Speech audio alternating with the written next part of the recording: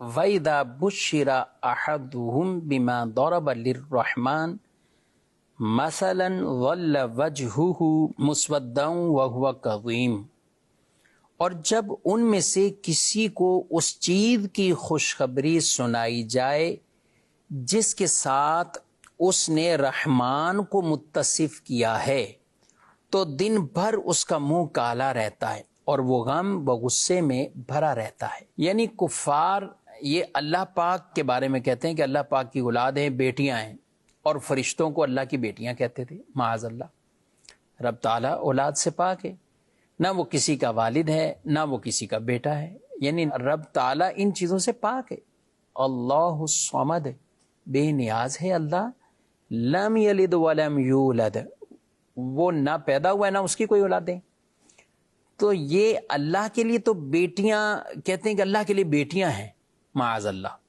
لیکن ان کو جب کہا جائے کہ تمہارے ہاں بیٹی پیدا ہوئی تو اس کا چہرہ غم اور غصے سے اور سارا دن وہ غم اور غصے میں بھرا رہتا ہے۔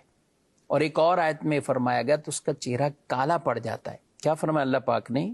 وَإِذَا بُشِّرَ أَحَدُهُمْ بِالْأُنثَىٰ ظَلَّ وَجْهُهُ مُسْوَدًّا وَهُوَ كَظِيمٌ يَتَوَارَىٰ مِنَ الْقَوْمِ مِنْ سُوءِ مَا بُشِّرَ بِهِ أَيُمْسِكُهُ عَلَىٰ هُونٍ أَمْ يَدُسُّهُ فِي التُّرَابِ أَلَا سَاءَ مَا يَحْكُمُونَ۔